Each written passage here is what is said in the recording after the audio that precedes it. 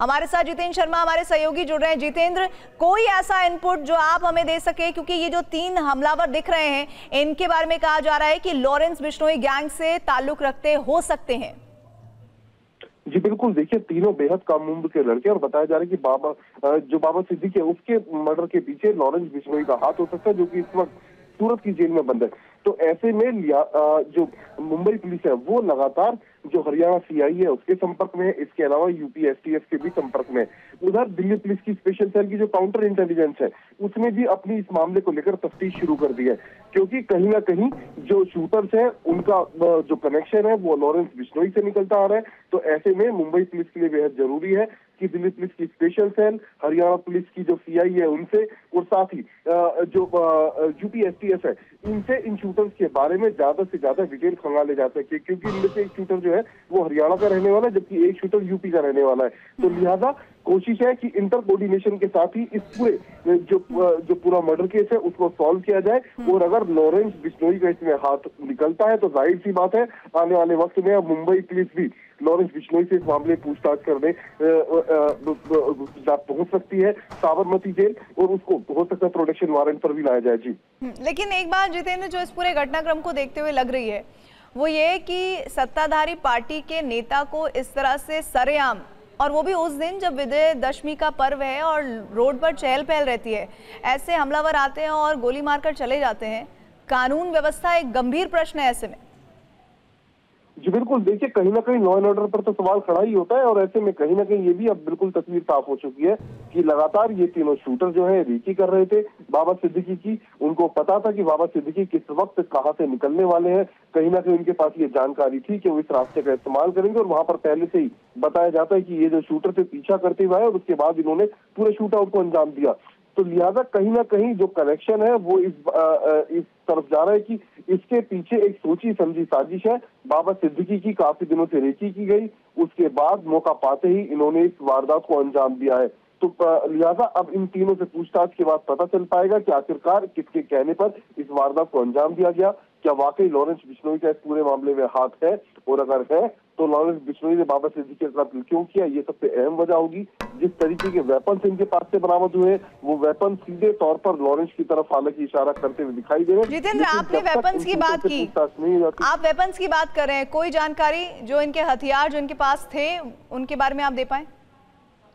जी बिल्कुल, देखिए इनके पास से काफी सोफिस्टिकेटेड वेपन बरामद हुए हैं, तो कहीं ना कहीं ये इशारा करता है कि ये पूरे तरीके से मंजे हुए खिलाड़ी थे, ये शूटर्स हैं और एक बड़े गैंगस्टर के इशारे पर इस वारदात को अंजाम दिया है। तो लिहाजा इन सबसे अब डिटेल में पूछताछ की जाएगी मुंबई पुलिस के द्वारा, और उसके बाद ही पुलिस किसी निष्कर्ष पर पहुंचेगी। लेकिन जिस तरीके से जो इन शूटर्स की उम्र है, इसके अलावा जो इनका कनेक्शन है यूपी और हरियाणा से, जिस तरीके के वेपन्स इनके पास से बरामद हुए, वो कहीं ना कहीं लॉरेंस गैंग की तरफ इशारा करते हुए दिखाई दे रहे हैं। जी एक और बात जो यहाँ पर मैं कनेक्ट कर रही हूँ जितेंद्र, क्योंकि आप क्राइम बीट देखते हैं तो आप ज्यादा इसमें कनेक्शन ढूंढ पाएंगे।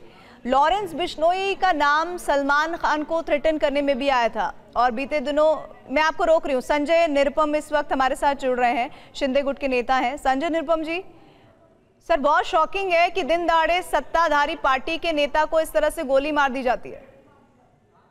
बिल्कुल, ये बहुत ही दर्दनाक घटना है, सब सदमे में है। एक तो एक हादसा, एक घटना बहुत बड़ी है। दूसरा विषय है कि मेरे बहुत अच्छे मित्र थे बाबा भाई, और एक बहुत अच्छा इंसान, जिंदा दिल इंसान, नेक इंसान, और एक बहुत ही दुख हो रहा है। जो जानकारियां आ रही हैं पुलिस के सूत्रों से, उस हिसाब से 2 लोगों को गिरफ्तार किया गया है। फरार दोनों में से कोई एक हरियाणा का है, कोई यूपी का है, चल जाएगा। जो भी हत्यारे हैं और जो भी इसके पीछे षड्यंत्र है उसका पता आने वाले 2-3 दिनों में समझ में आ जाएगा, और उन लोगों को छोड़ा भी नहीं जाएगा, उनको सजा दी जाएगी। लेकिन बाबा का इतना जल्दी जाना हमारे लिए बहुत ही धक्कादायक है, बहुत ही दर्दनाक है। संजय जी, आप जैसे बता रहे हैं कि आपके काफ़ी अच्छे रिश्ते थे उनके साथ, कोई ऐसा क्लू, कोई ऐसी जानकारी कभी उनके ज़रिए या उनके किसी परिचित के ज़रिए कि उन्हें धमकी भरे कॉल्स आ रहे थे? क्योंकि अभी खबर हमारे सहयोगी बता रहे थे कि उनकी सुरक्षा में इजाफा किया गया था। मेरी जानकारी में नहीं है कि उनको अभी हाल के दिनों में कोई धमकी भरे फोन आ रहे थे। हाँ, उनका एक बिल्डिंग व्यवसाय का बिजनेस था और बड़े पैमाने पर डेवलपर के का काम करते थे। जमीन लेना, पुरानी बिल्डिंगों को तोड़ के नई बिल्डिंग बनाना, वो एक बिजनेस था उनका, और उस बिजनेस के बारे में मुझे जानकारी, उस बिजनेस में किसी के साथ कोई बात था क्या मुझे नहीं पता है। तो आने वाले दिनों में जब तक होगी, जांच होगी, तो पता चलेगा कि किसी के कारण क्या है। अभी कुछ दिन पहले संजय जी भायखला में भी एनसीपी गुट के नेता पर हमला हुआ। आखिर आपको लग रहा है कि एक राज्य में जहां चुनाव थोड़े दिन बाद होने हैं, वहां पर कानून व्यवस्था है भी कि नहीं? इस तरह के घटनाक्रमों से क्या सोचा जाए, क्या निष्कर्ष निकाला जाए? नहीं, मुझे नहीं लगता कि इस घटना को महाराष्ट्र के राजनीतिक परिदृश्य से जोड़कर देखना चाहिए, इसलिए कि इसके पीछे कोई राजनीति नहीं है। या मुझे मोटे तौर पर एकदम दिख रहा है कि व्यवसाय से जुड़ा विषय हो सकता है। तो इसको आप एकदम कह रहे हैं कि भाई बीजेपी या एनसीपी या किस तरह से जुड़ा नेता को मारा जा रहा है या उसकी हत्या की जा रही है, तो कानून व्यवस्था का मतलब लगता।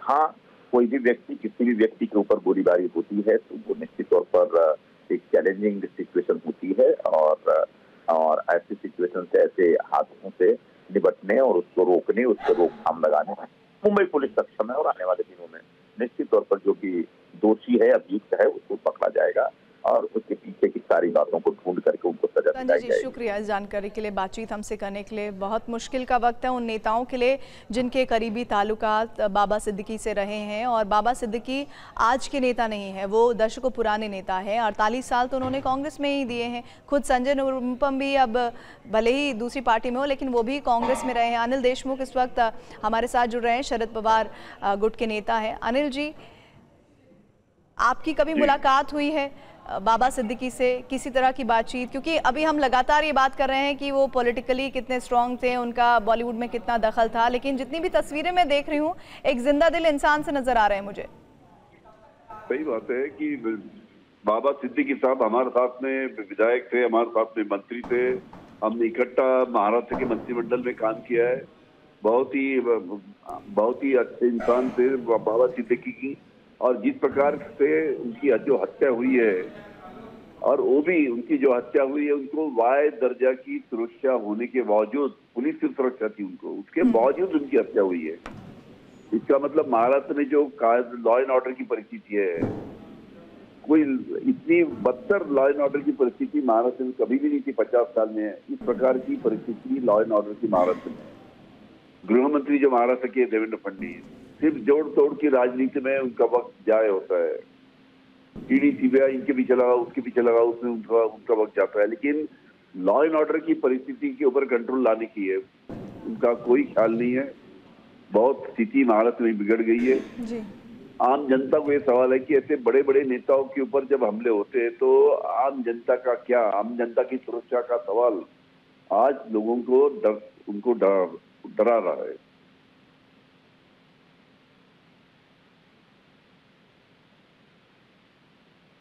से जुड़ने के लिए शुक्रिया आपका अनिल जी, शुक्रिया।